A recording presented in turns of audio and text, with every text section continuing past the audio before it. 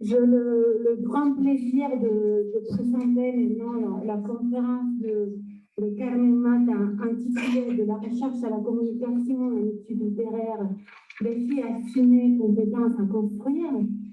Et donc, je disais que j'avais le grand plaisir de présenter à ma collègue du département, Carmen Mata, qui est professeure émérite à la Universidad Autónoma de Madrid et a été professeur invité à l'Université de Montréal.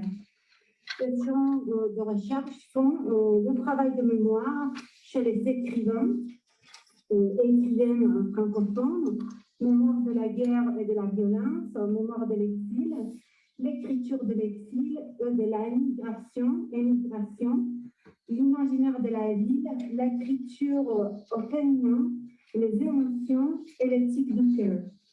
Elle a dirigé Espagne imaginaire du Québec en 2012, a coordonné un numéro de Globe, revue internationale d'études québécoises, sur étrangers et territoires en 2007 et a écrit de nombreux articles.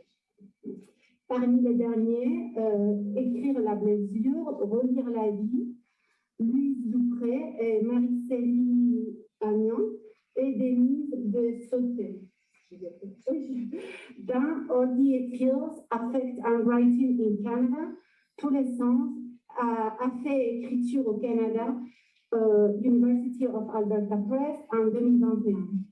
Elle est aussi membre du Comité scientifique international de recherche sociographique de l'Université de Laval au Québec, de Globe, revue internationale d'études québécoises, et des revues de lettres et des traductions Olga. Et correspondante aussi de voix et images. Elle est chercheure internationale du Centre de recherche interdisciplinaire en études montréalaises, University McGill, à Montréal.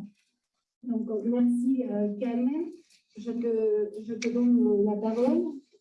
Merci beaucoup. Est-ce qu'on m'entend bien? Bon, bonjour, très spécial aux étudiants des Civis Erasmus qui venaient d'arriver, d'après ce qu'on m'a raconté. Par rapport au programme, il faut ajouter un étude littéraire et j'ai pensé que c'était bien de focaliser le domaine et de souligner l'aspect interdisciplinaire ou transdisciplinaire de ces domaines par rapport aux sciences humaines et sociales. Et c'est pour ça que je vais me focaliser dans le champ des études littéraires. J'ai distribué, mes chers collègues ont distribué des copies qui vous permettront de suivre le schéma et pour éviter aussi de copier donc certaines bibliographies ou des citations que je vais utiliser. Donc, les deux axes de cette conférence, d'un côté, le laboratoire qui constitue nos bureaux, c'est-à-dire les discussions avec les doctorantes, avec les étudiants des masters, donc les analyses des problèmes et des défis chez les jeunes chercheurs. Et de l'autre côté, en dialogue, un état des lieux de recherche en études littéraires dans différentes cultures universitaires, dont une étant la culture universitaire francophone canadienne, qui est, vous allez voir, qui offre des aspects qui sont particulièrement intéressants, dont la culture de la relève, c'est-à-dire le fait qui est très enraciné dans la société québécoise, c'est-à-dire la préoccupation, on s'occupe des jeunes chercheurs et on les aide à publier, à communiquer, on fait des colloques spécifiques pour eux et pour elles. Donc c'est vraiment, je crois qu'on a des choses à apprendre de certaines cultures universitaires. Je vais commencer par une sorte de guise, comme on dit normalement en guise de conclusion. Je vais commencer en guise d'introduction par une citation que je cite ici, je ne sais pas si vous connaissez l'auteur japonais qui d'ailleurs est allé en France pour être professeur de français, de FLE, Akira Mitsuhayashi, dans Petit éloge de l'errance. Et vous allez voir pourquoi j'ai fait cette citation qui correspond à une certaine culture. Dans ce cas, c'est la culture universitaire japonaise, mais on pourrait l'appliquer à certaines cultures européennes aussi. Au printemps 1989, une table ronde sur les thèmes de la littérature et la Révolution fut organisée dans le cadre du congrès annuel d'une importante association de chercheurs en littérature française. Le bicentenaire de la Révolution française était incontournable. On me proposa d'en être partie prenante. J'acceptai et je présentais une communication qui était une tentative de lecture croisée entre la nouvelle Héloïse de Rousseau d'une part et Ferragus de Balzac de l'autre. Comment la fracture révolutionnaire et surtout le bouleversement sociopolitique qu'elle engendre produisent-ils des effets dans les champs littéraires? Telle était la question que je m'étais posée. Lors du débat qui suivit les exposés, un grand professeur, donc Olivier Gron, un grand professeur spécialiste de Balzac, prit la parole et m'attaqua. Je dirais même m'érionner depuis la hauteur de l'autorité qu'il s'arrogeait du fait même de son statut de spécialiste de Balzac au sujet de ma manière de relever certains motifs, certains traits dans le roman de Balzac, destinés à le mettre en résonance avec cette somme romanesque d'avant la Révolution qu'est la nouvelle Héloïse. Je sentis son animosité à mon égard. Pour lui, et sans doute pour tous les autres, étant donné que j'avais fait une thèse sur Rousseau, j'étais classée et catégorisée comme 18iniste. Les spécialistes de l'œuvre de Rousseau, rien de plus, rien de moins. Pourquoi sinon c'est-on autant, mon cœur et même mes présents, le grand professeur, le spécialiste de Balzac, s'autoriser à me traiter d'ignare et ainsi à me rabaisser et même à m'humilier publiquement? J'ai parlé de Balzac, mais serait-ce qu'à titre de pièce de comparaison, était-ce une incursion intolérable? Mon geste était-il perçu comme celui d'un usurpateur? Je ne faisais pas partie du groupe de Balzaciens qui dirigeait, et d'ailleurs de notre groupe, donc une espèce de collectif de chercheurs. Était-ce mal d'être seul? Le débat tourna court, il y avait des quoi. Je ne voyais rien de constructif, aucun élément permettant d'avancer dans l'exploration de mon interrogation initiale, portant sur la manière dont un événement civilisationnel, aussi important que la Révolution française, marquait l'écriture romanesque dans sa forme, aussi bien que dans son contenu. L'étalage des connaissances disparates auxquelles il s'était livré arrêta net toute possibilité d'échange. Une version écrite de mon exposé, avec les articles des autres orateurs, allait être publiée dans une revue des sciences humaines et sociales de notoriété publique. En descendant de la tribune, je croisai le grand professeur et je lui dis humblement: mon texte va être publié dans un prochain numéro de la revue Paradigme, que vous connaissez. Vous pourriez peut-être publier votre critique. Ce sera pour moi l'occasion d'apprendre des choses. Je vous en remercie par avance. Bon, donc là, vous voyez cette relation entre chercheurs chevronnés, seniors, et chercheurs juniors, donc on pourrait percevoir dans différentes cultures assez conservatrices universitaires. D'ailleurs, Akira Mizubayashi, le titre Petit éloge de l'errance, le choix de l'errance, c'est que justement, même s'il a été professeur à Tokyo, à l'université et pendant des années, ces regards critiques qu'il a, parce que évidemment c'est autobiographique ce qu'il dit, ce qu'il raconte, a déterminé qu'il est adopté le français. Lorsqu'il était déjà jeune homme, c'est-à-dire que ce n'était pas un enfant lorsqu'il a appris le français, il est allé en France, il est parti en France, mais c'est adoption d'une culture, adoption d'une langue, donc un peu exil par rapport à sa propre culture. Donc c'est pour ça aussi que cette critique universitaire se situe dans une critique sociale ou sociopolitique. Donc ça me semblait intéressant de citer cet auteur qui a, comme je vous ai mis dans les copies que j'ai distribuées, donc c'est très intéressant de chercher son site web et il a publié pas mal de livres fort intéressants. Donc, dans cette idée justement de jeunes chercheurs de pratiquer, de soigner leurs élèves, et j'ai cité comme référence la culture universitaire québécoise. Donc, je cite aussi un supplément du journal qui est un peu équivalent à Le Monde ou à un pays ici en Espagne, qui est Le Devoir. Un cahier spécial Le Devoir, lorsque j'ai été il y a quelques jours, il y a quelques semaines à Montréal, à Québec, pour participer à une table ronde. Donc, ces suppléments s'appelaient justement Bâtir un avenir éthique et sain, la relève en recherche. Donc, vous voyez que même dans le monde éditorial, on fait des suppléments de week-end consacrés à la relève dans la recherche. Et à l'intérieur de ces suppléments, on écrit « La relève scientifique, c'est de multiples et tournée vers l'avenir et l'étudie des problématiques actuelles qui auront une incidence sur celles à venir et propose de nouvelles avenues pour améliorer le monde. » Que ce soit en sciences médicales ou en sciences de l'environnement ou en études autochtones, les étudiants-chercheurs démontrent une belle volonté de vulgariser, mais aussi d'inclure les différentes communautés et de faire entendre leur voix pour mieux cerner leurs défis. Donc là, il y a déjà cette idée du défi qui est fondamentale lorsqu'on fait de la recherche. Donc, l'idée aussi de changer le monde. Et c'est vrai que dans les études en sciences, que ce soit en sciences évidemment biomédicales, mais aussi en sciences sociales et humaines et en études littéraires, on réfléchit sur des aspects qui concernent la société. Je vais faire référence à plusieurs exemples.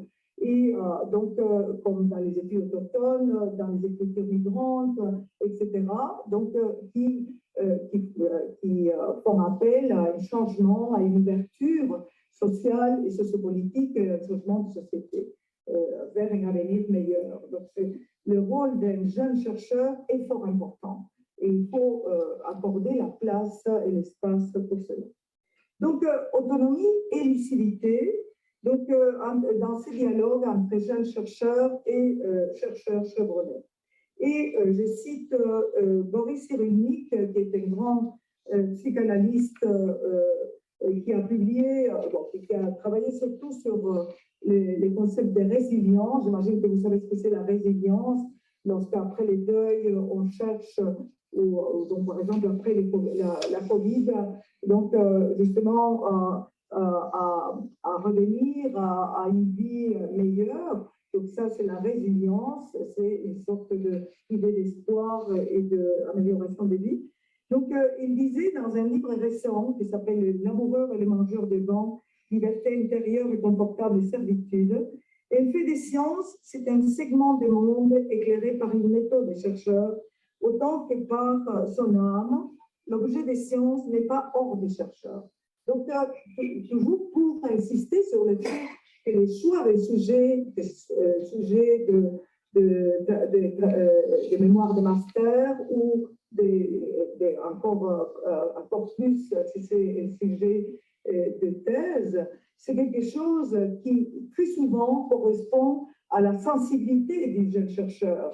C'est-à-dire, ce n'est pas un accident, c'est quelque chose de très important. Et donc, c'est pour ça qu'il y a un investissement profond du chercheur ou de la chercheure. Donc là, pour situer ces débuts, pour situer la place des jeunes chercheurs, l'importance du point de vue psychologique, du point de vue de son engagement, l'importance qu'on doit lui accorder et l'espace qu'il mérite ou elle mérite. Donc, et là, je vais entrer dans la partie de la littérature comme objet de recherche, comme champ et objet de recherche.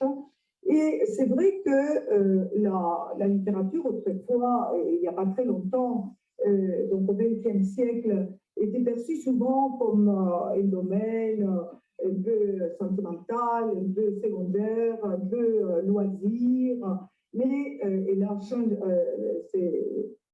changé, enfin, la représentation qui la concerne a changé complètement, que ce soit dans le domaine social ou que ce soit dans le domaine, évidemment, scientifique. Et là, je vais donner des exemples.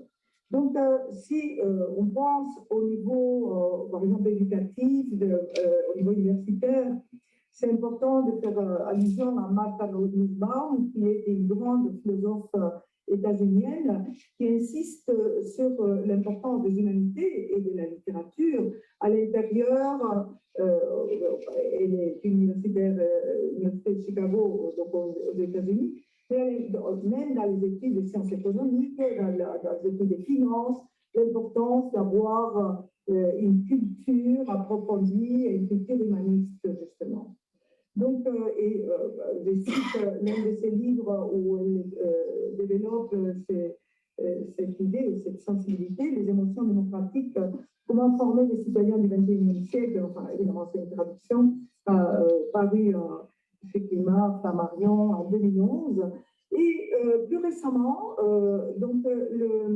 un philosophe italien qui a fait des conférences ici en Espagne et qui est cité dans le pays ces dernières semaines, Lucio Ordine, dont la traduction à l'espagnol de son livre manifeste la utilidad de lo inútil, donc c'est-à-dire de ce qu'on considérait avant lo inútil, c'est-à-dire la littérature, les humanités, etc.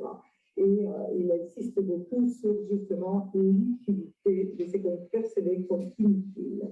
Donc, c'est devenu beaucoup plus valorisé, un domaine valorisé dans tous les espaces, dans tous les contextes, et aussi dans le rapport avec les savoirs sociaux, pour mieux comprendre la société, pour mieux comprendre les valeurs, donc les aspects axiologiques, comprendre les aspects politiques, etc.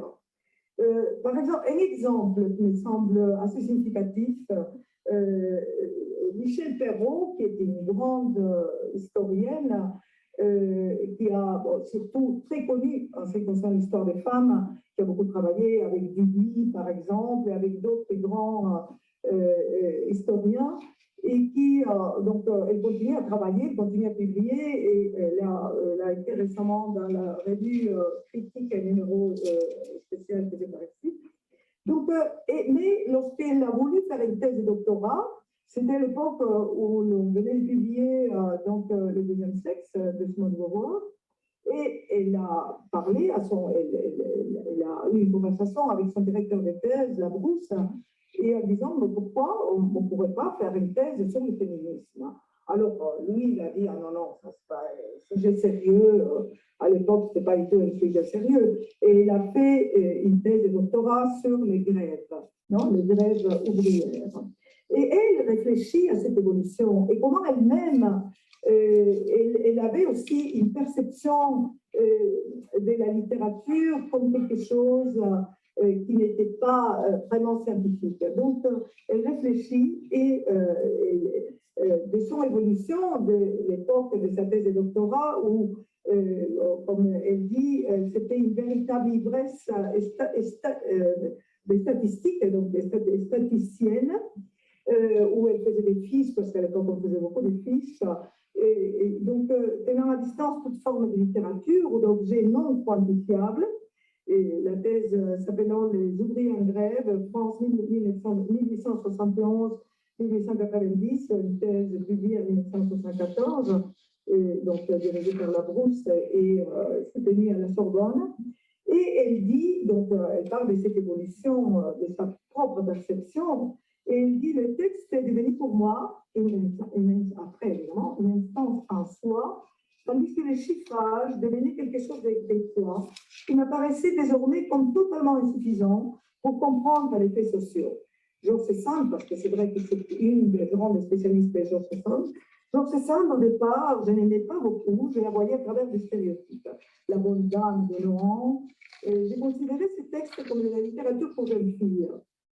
Ça ne m'amusait pas du tout, jusqu'au jour où je me suis aperçue qu'elle n'était rien de tout cela. Quand on lit sa correspondance ou l'histoire de ma vie, c'est tout à fait autre chose. Mais cette découverte, je l'ai faite plus tard, un peu par hasard, liée à l'histoire de la vie privée ou l'histoire des femmes plutôt que l'histoire ouvrière. Ça, c'était un entretien récent réalisé à Paris en 2017 par Birmao, Jean-Pierre et Roger. Dans cette revue critique, c'était un numéro spécial consacré à elle. Michel Perrault, L'Histoire ouverte, donc en 2017. Mais elle, je cite évidemment son livre peut-être les plus importants, à part l'histoire des femmes avec d'autres historiens, plusieurs volumes, mais les livres Les femmes ou les silences de l'histoire, paru en 1998, ou bien des livres qui sont venus après des conférences, comme un petit livre, petit dans la taille, mais c'est un livre très intéressant qui s'appelle Des femmes rebelles, Olympe Bédégouze, Flora Tristan, Georges Sesson, qui a été publié en Tunisie, lorsqu'elle est allée faire des conférences, et donc ça a été publié à Tunis chez Elisabeth.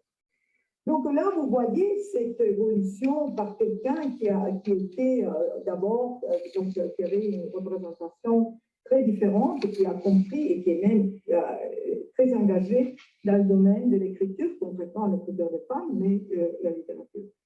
Donc la littérature est perçue actuellement comme un laboratoire, comme un lieu de traces de mémoire, une voie d'approfondissement de la condition humaine, comme un moteur d'espoir, comme un espace d'éthique, comme une voie pour faire face à la déshumanisation, ou du point de vue de l'approche critique et de l'approche scientifique, on doit tenir compte de la porosité, on doit tenir compte de l'hybridité, parce que même il y a des genres hybrides, je donne des exemples comme la théorie fiction dans les études, par exemple l'écriture au féminin au Québec, ou bien d'autres, lorsqu'il y a des digressions, donc il y a la réflexion à l'intérieur de la fiction, etc. Donc évidemment, il y a aussi dans la création une grande évolution. Et je donne 3 exemples qui correspondent à des objets de recherche dont j'ai pas mal, que j'ai approfondi depuis un certain moment. L'imaginaire urbain, la ville, comme disait Corboz, est considérée comme un palimpseste. Donc, c'est-à-dire que des urbanistes, comme Thierry Paco, comme Corboz, considèrent que la ville s'enrichit de la littérature. C'est-à-dire que la ville, dans ces palimpsestes, il y a aussi des représentations littéraires qui enrichissent la ville. Donc, l'imaginaire urbain et périurbain. Donc, par exemple, Morisset et Breton, qui sont des spécialistes en études urbaines du Canada, disent ce sont des représentations qui font exister la ville, quelles que soient les vérités de méthode qui lui préexistent. Et l'écrivaine très importante au Québec, une écrivaine féministe, Nicole Brossard, académicienne, etc., donc, disait dans un texte, littérature, voilà le fin mot qui fait exister une ville. Ça, c'est important aussi dans l'écriture féminin au Québec, parce que le Québec qui a été autrefois une société rurale, une société conservatrice, où il y avait Marie Chapdelaine, par exemple, même si ça a été écrit par un Français, mais qui est considéré comme important dans la littérature québécoise. Donc, c'est la littérature rurale, c'est le milieu rural, la famille, les valeurs conservatrices. Mais évidemment, aujourd'hui, c'est une évolution incroyable à partir de la Révolution tranquille, où une société laïque, très différente. Donc, et la ville était considérée autrefois, la première moitié du XXe siècle, comme un lieu de vice, comme un lieu louche. Et donc, la littérature, à travers, par exemple, la romancière Gabrielle Roy, dans la première moitié du XXe siècle, a contribué à apprivoiser la ville, à la percevoir comme un lieu où, évidemment, c'est très cosmopolite, c'est très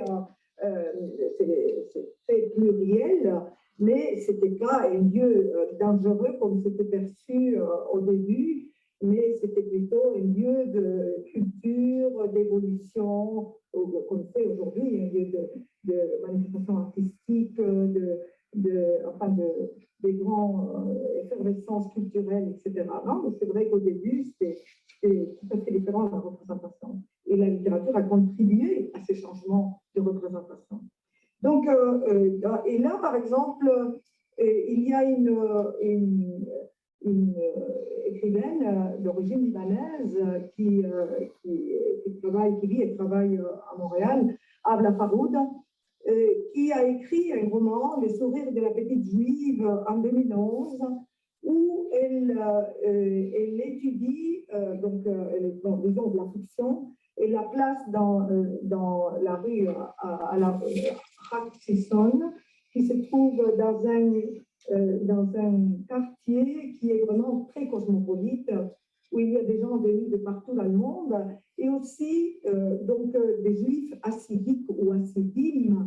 Et ça, c'est très intéressant parce qu'il y a un personnage, Françoise Camiran, qui est une romancière et qui crée un roman, donc le personnage à l'intérieur du roman, qui crée un roman à partir des vécus des gens qui sont les voisins et qui se focalise sur l'espace public, l'espace privé, les balcons par exemple, ou lorsque le printemps arrive, on prend des verres, on invite des voisins, on discute, etc.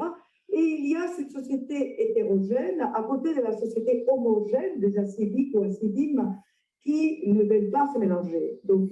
Et là, il y a comme l'interrogation des autres venant de partout dans le monde, Amérique latine, de beaucoup de pays, des migrants qui sont là, et qui se demandent pourquoi les juifs hassidiques ne veulent pas se mélanger, ne veulent pas discuter, ne veulent pas s'ouvrir à d'autres. Il y a même un personnage d'une femme en plus qui est noire, qui entre dans la synagogue parce qu'elle veut connaître, parce qu'en plus elle est très religieuse, et elle veut connaître l'intérieur, et elle se trouve seule au milieu d'une société blanche, et au milieu, évidemment, elle se sent très visée à l'intérieur. Donc là, c'est toute une réflexion sur la ville comme un lieu d'hétérogénéité, où il y a parfois des communautés qui ne veulent pas se mélanger, qui ne veulent pas se mixer, qui veulent rester homogènes. Et ça, c'est toute une réflexion, ça s'occupe évidemment critique de rejet, mais c'est simplement une réflexion sur différentes façons de vivre dans ce qu'on considère le vivre ensemble, comme c'est maintenant la philosophie politique au Québec et au Canada en général, donc d'échanges, d'ouverture, de cohabitation à l'intérieur des villes. Non? Donc c'est ça qui est des cohabitations interculturelles. Donc là, elle réfléchit, ce personnage de Françoise Camiran, sur une reconnaissance ou l'autre, ce sera d'être étranger, pour être traité comme monde semblable selon la fondamentale similitude humaine. Ça, je cite Ricoeur, grand philosophe qui a beaucoup réfléchi à beaucoup d'aspects, évidemment, et dont celui de la reconnaissance, qui était un sujet fort important. Donc, et Thierry Pacaud, qui est donc un Français très intéressant dans le domaine de l'étude des villes, dans l'introduction de l'esthétique de la rue, réédition de Gustave Camp, il revendique l'importance de la littérature dans l'approche de l'urbanisme, et il écrit de nombreuses et généreuses représentations tant littéraires que picturales et cinématographiques. Il convient de désenclaver cette discipline, de l'indiscipliner, de l'ouvrir à la vibration sensuelle, à la poétique de l'espace-temps, au rêve accouplé et à la réalité. Donc, vous voyez que c'est d'autres spécialistes en sciences humaines et sociales qui adoptent la littérature pour justement mieux comprendre leur univers, leur science, leur domaine scientifique, leur domaine d'études. Donc ça, c'est très intéressant. Donc, comme premier exemple. Deuxième exemple, un champ émergent, ce qu'on appelle actuellement la littérature autochtone, appelée avant la littérature amérindienne. L'Amérindien, au Québec, on considère qu'Amérindien, il y a une connotation peut-être non politiquement correcte, et on préfère les appeler littérature autochtone. Donc, on a changé la dénomination, et il y a même une revue qui s'appelait Recherche amérindienne et qui maintenant s'appelle Recherche autochtone. Donc, c'est vrai que dans le monde scientifique canadien, il y a toujours une réflexion éthique. De même que lorsqu'on avait créé la catégorie écriture migrante qui accueillait beaucoup d'écrivains migrants et qui publiaient dans des maisons d'édition super importantes, comme les autres, et qui, on les envoyait faire des tournées partout dans le monde, financées par le Canada. Donc, mais à un moment donné, on s'est dit, mais peut-être qu'on les enferme dans une catégorie, parce que peut-être qu'on pense qu'ils vont, ils vont parler de leur accueil, de leur exode, de leur exil, et on va les enfermer. Donc, actuellement, on préfère traiter chaque écrivain et pas les enfermer dans une catégorie, alors que ces champs ont permis, dans des études universitaires, dans des congrès, dans des publications, de valoriser cette écriture migrante. Mais donc, à un moment donné, on s'est dit que c'est peut-être dangereux pour chacun et chacune. Non? Donc, dans la littérature autochtone, j'ai mis certains noms qui sont fondamentaux, comme Joséphine Bacon, poète, réalisatrice et parolière, Rita Mestopolcho, Natacha Canapé-Fontaine, différentes Natacha Canapé-Fontaine, évidemment une jeune amérindienne très importante, très active. Naomi Fontaine aussi de la même génération, donc génération jeune. Donc là, il y a au moins 3 générations dans les écrivaines que j'ai citées. Donc, et là, c'est très intéressant dans cette littérature autochtone que les premiers livres qui ont été, parce que c'était une littérature surtout orale et actuellement, c'est un champ qui a beaucoup d'importance, on accorde une énorme importance. Donc, et que le premier livre soit des écritures croisées, c'est-à-dire, je vous ai donné des exemples en Inuit et en français, donc normalement ce sont des livres bilingues, accueillis pour la plupart dans une maison d'édition qui s'appelle Mémoire d'Encrier.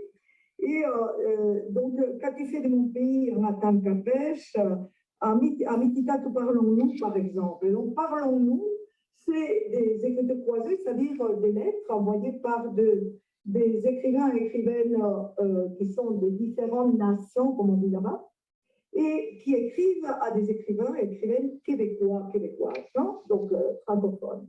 Et là, parlons-nous, c'est-à-dire quel est le message de ces livres qui ont ces doubles titres, donc en inuit et en français, et aussi qui, en utilisant l'impératif parlons-nous. Et c'est justement qu'on ne sait pas parler, qu'on ne sait pas écouter surtout, et que c'est important de commencer à construire ensemble le présent et l'avenir. Donc, commencer à s'écouter d'abord. Donc, c'est il y a plusieurs livres qui se sont suivis les uns après les autres. Parfois, c'est 2 auteurs, l'un amérindien et l'autre québécois, et qui, le premier, c'était des lettres, et après, c'est des poèmes, et justement, certains poèmes, c'est à 2 voix, et d'autres, c'est l'un ou l'autre, mais justement sur l'écoute, la parole et la construction ensemble, surtout en pensant à l'avenir. Donc ça, c'est très, très intéressant.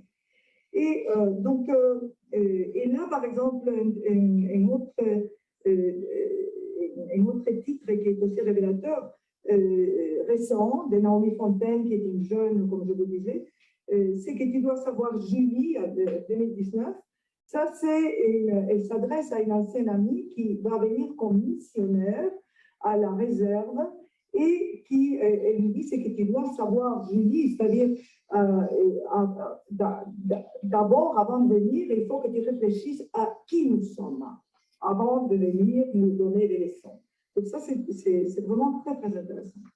Donc, et un autre aspect que nous révèle cet univers émergent dans cette littérature, comme par exemple dans un livre, dans un recueil de poèmes de Natacha Canapé-Fontaine, de celle que je vous ai montrée, Bleuet et Abricot. C'est un livre qui a eu beaucoup de succès. Ce sont des petits livres dans la taille, mais c'est vraiment, ça a eu un énorme succès universitaire, non seulement social, mais aussi au niveau universitaire et de recherche.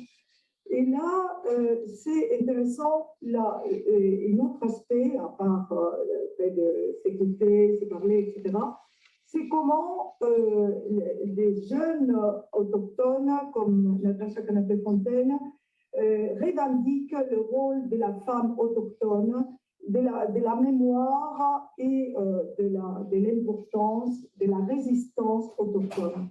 Et là, il y a par exemple l'allusion à des mythologies, à des dieux et des déesses qui sont de l'Amérique du Nord, donc du Canada, mais aussi, je ne sais pas si vous avez entendu parler des Anacaona. Anacaona, c'est un personnage réel, un personnage historique, et elle revendique ici le personnage de Anacaona. Je vais vous lire simplement cette partie du poème où elle en parle, alors que c'est un personnage de Haïti.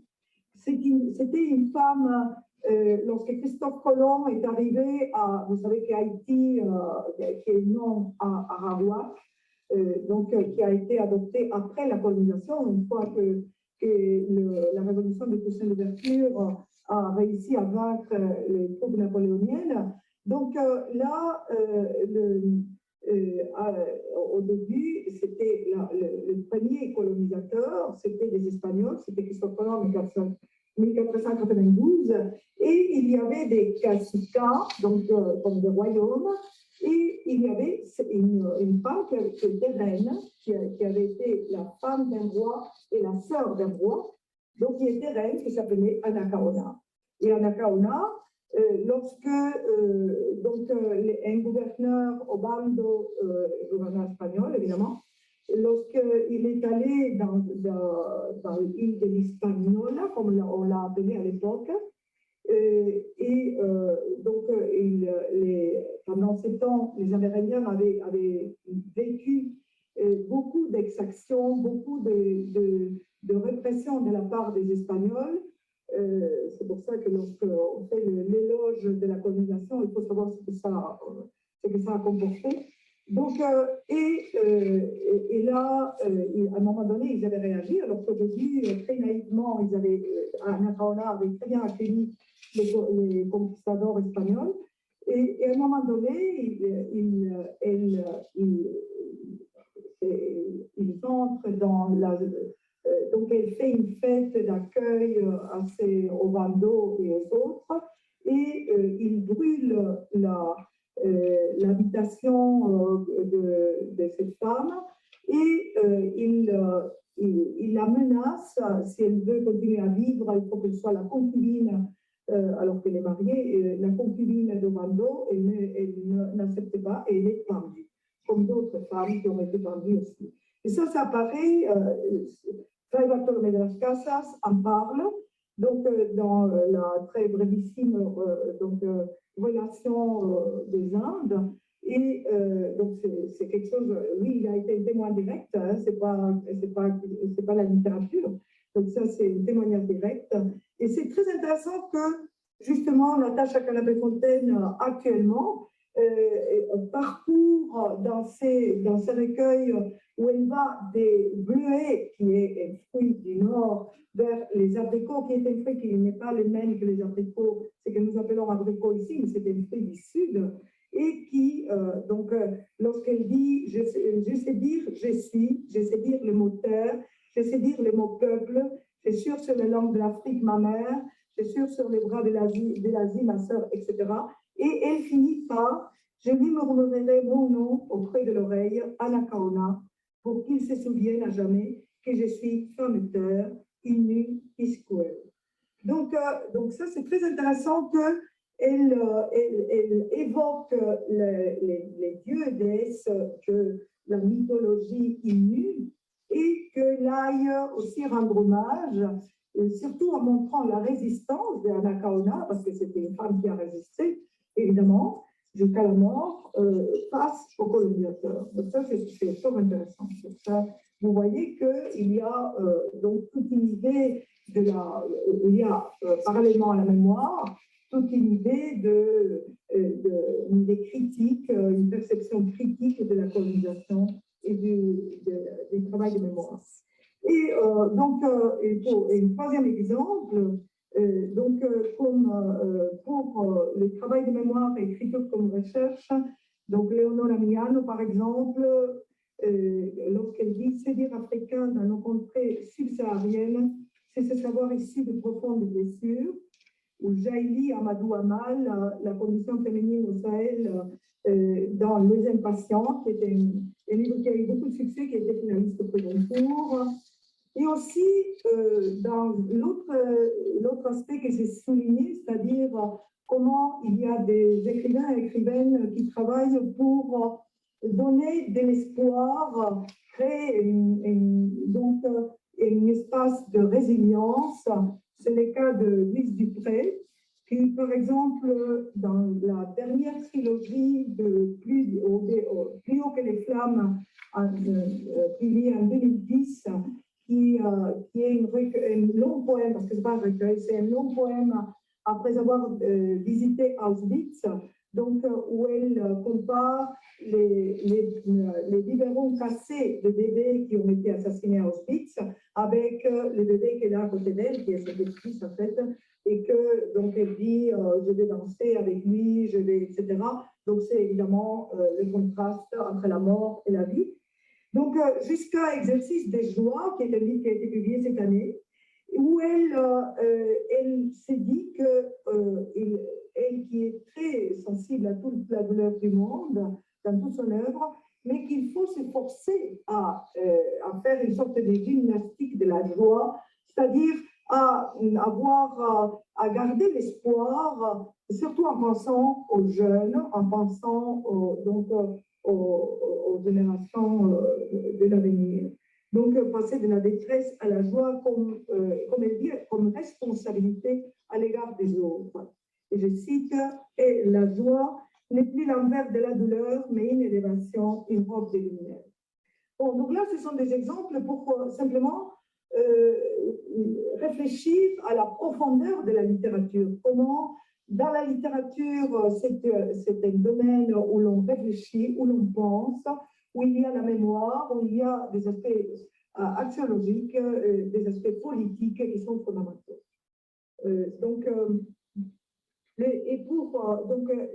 Il y a aussi une évolution des approches, méthodes et ressources dans la recherche, dans la littérature, et évidemment, je revendique la transdisciplinarité, de l'information à la connaissance.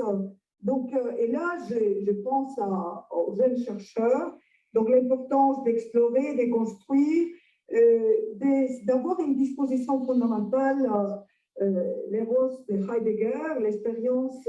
Donc, alors que vous êtes dans la rapidité des médias actuels, c'est vrai que dans la recherche, même si on utilise évidemment tous les moyens qui nous permettent d'aller rapidement à l'information, mais très souvent, on se trouve face à la résistance et il faut avoir l'espace, le silence et le temps pour développer davantage, pour poursuivre une recherche.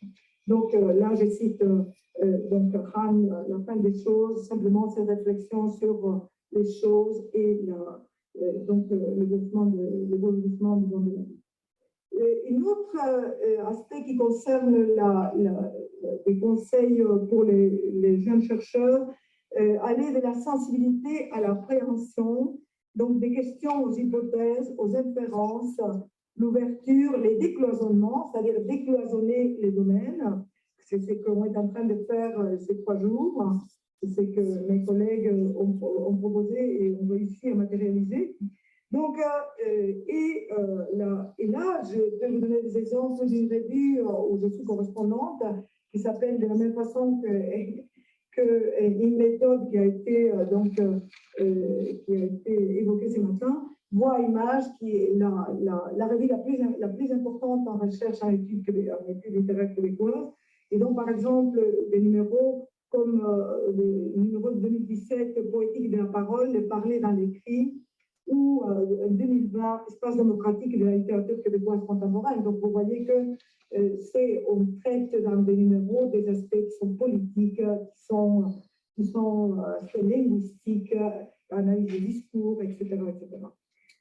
La recherche documentaire, les conseils dans un livre qui est l'un des livres pour les jeunes chercheurs peut-être les plus intéressants, qui a été écrit par un historien, le coffre à outils du chercheur débutant, guide d'initiation au travail intellectuel de Jocelyn Letourneau, qui est professeur qui a la chaire d'histoire contemporaine à l'Université Laval.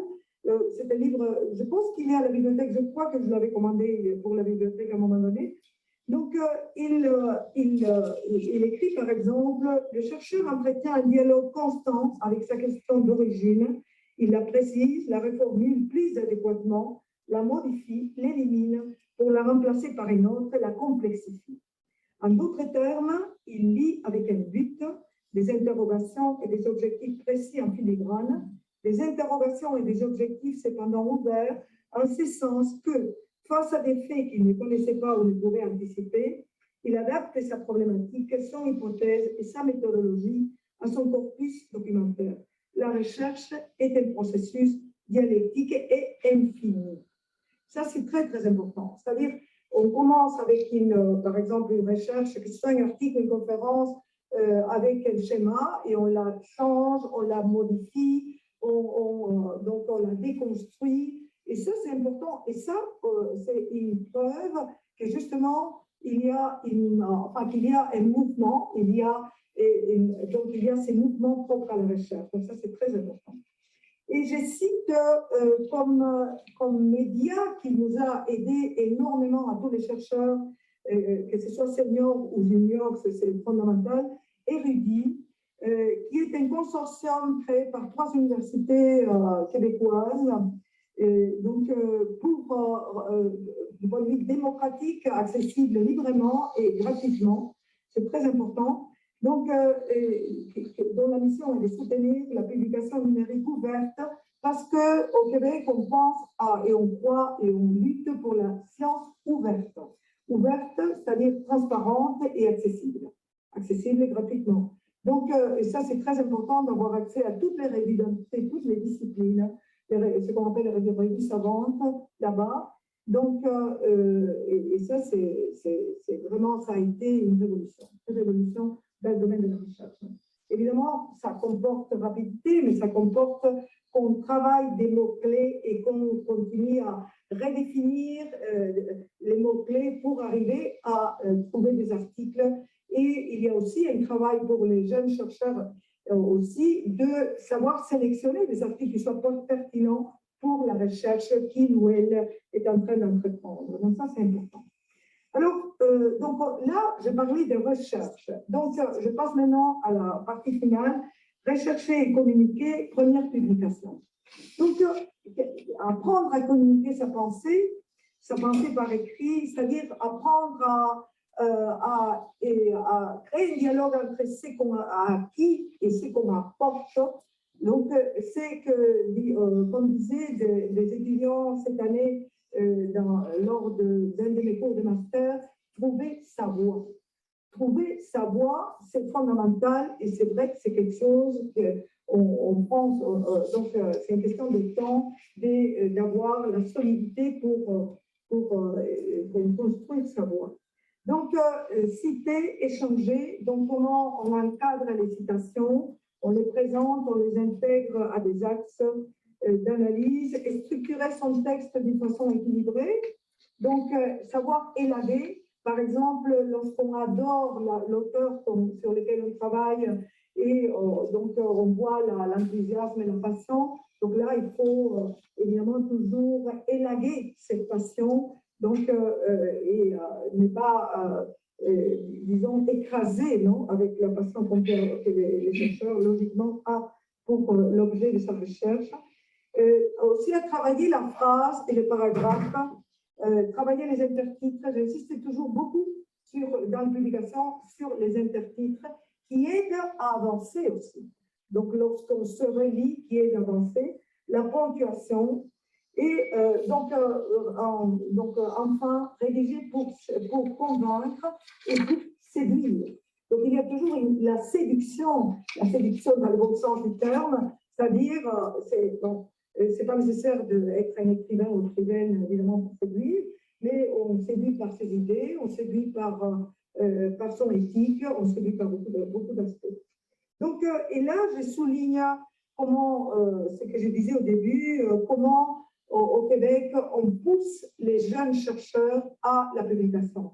Et là, je vous ai mis des exemples pour que vous, si ça vous intéresse après, vous cherchiez des revues et voir comment, dans des différentes centres d'études québécoises, on a créé des collections pour les jeunes chercheurs, que ce soit au niveau de la maîtrise, que ce soit au niveau de la thèse et doctorat, pour qu'ils puissent, ils et elles puissent publier. Ça, c'est très, très important. Donc, que ce soit les CETUC, les CRIC, etc. Donc là, je vous ai mis des exemples simplement pour... Et j'ai souligné justement la revue Voix et Images, qui était, comme je vous disais, la revue considérée que nous avons à la bibliothèque, la revue considérée la plus importante dans le domaine des recherches en études littéraires québécoises. Et ces numéros que je cite, ces numéros où, après la pandémie, curieusement, comme dit le directeur Luc Bonenfant, qui est prof à l'UQAM, à l'Université du Québec à Montréal, donc il disait les professeurs au moment de la pandémie la pandémie a été chronophage, c'est-à-dire ça nous a pris beaucoup de temps parce qu'il fallait s'occuper évidemment des étudiants. Et ils ont envoyé très peu d'articles, tandis que les jeunes chercheurs ont envoyé beaucoup d'articles. Donc, on s'est trouvé avec beaucoup plus d'articles des jeunes chercheurs par rapport à... C'est pour ça qu'on a fait un numéro spécifique avec des articles de jeunes chercheurs exclusivement. Donc, ça, c'est très intéressant. Donc, et c'est suite à la pandémie, en fait. Et donc, pour finir, toujours dans cette réflexion sur, à l'intérieur de ces domaines des études littéraires, d'autres conseils pour gérer la psyché dans une société de la fatigue, comme dit Anne dans ce livre justement qui s'appelle éponyme, La société de la fatigue. Éviter donc la frénésie à dénicher des perles rares. Je sais que très souvent on cherche l'auteur que personne n'a trouvé, mais ça, c'est évidemment, ça peut être intéressant ou pas. Il ne faut pas avoir l'obsession de trouver un auteur ou autrice que personne n'a trouvé. Il faudrait ne pas penser que derrière un mot, un néologisme, il y a une théorie. Il faut se méfier aussi de ça. Non? Donc ça, c'est important. La hantise de publier dans des revues bien classées à fort facteur d'impact. Ça, c'est dans notre univers actuel, où, évidemment très capitaliste ou néolibéral. Donc, il y a la course à l'impact. Alors que lorsqu'on est jeune chercheur, et là, on a fait l'expérience avec plusieurs jeunes chercheurs cette année, de publier dans des revues qui sont importantes, mais qui c'est pas par un facteur d'impact, mais où il y a eu des chercheurs seniors qui ont publié venant du Canada ou de France, etc., ou de Belgique. Donc, pour commencer à apprendre à publier. Donc, ça, c'est très, très important. Donc, il ne faut pas se laisser aussi fasciner par c'est capital, cette idée de capitaliser tout ce qu'on fait. Non? C'est-à-dire que, moi, je n'ai jamais fait ça, je dois dire. C'est-à-dire, je considère que les revues, l'important, c'est la qualité. C'est pas toujours la liste, la hiérarchisation, alors que Fabula, par exemple, qui est un lieu de recherche, justement, réfléchit sur ces côtés obscurs de ces classements. C'est pas évident, donc il faut se méfier de cette hiérarchisation.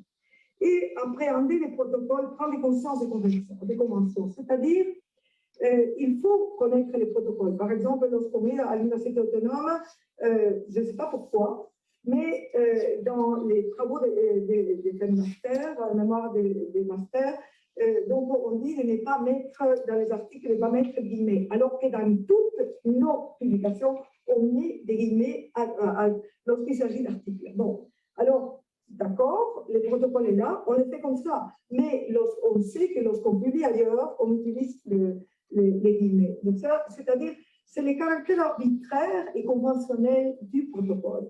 Mais à chaque endroit, dans des maisons d'édition différentes, revues différentes, les protocoles sont différents. Donc ça, c'est très important d'en prendre conscience. Et donc, on connaît les protocoles, mais il ne faut pas les sacraliser. C'est-à-dire que chaque endroit, c'est différent. Bon, donc là, c'est ce que j'ai voulu faire. Et là, comme mon précédent conférencier, je tiens à être dans les temps. Donc, c'est quelque chose d'hybride aussi, c'est-à-dire d'un côté, c'est-à-dire partir de réflexions, de préoccupations, des angoisses, des anxiétés de jeunes chercheurs, de publier, communiquer, etc. Mais aussi voir l'importance d'un domaine comme c'est la littérature qui n'était pas valorisée il n'y a pas très longtemps, et comment justement le travail actuel, c'est le travail des transdisciplinarités, et où les premiers qui le reconnaissent, c'est ceux qui viennent des sciences humaines et sociales, et pas seulement les spécialistes en études littéraires. Donc ça, c'est très important de voir que la reconnaissance vient de cet autre côté, et donc c'est important de créer et de continuer à construire le dialogue. Donc je suis à votre disposition pour d'éventuelles questions. Merci.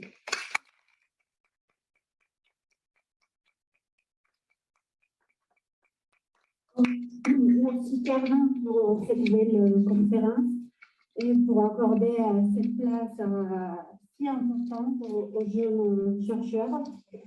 On est un tout petit peu en retard, mais peut-être on a le temps pour une question ou un commentaire.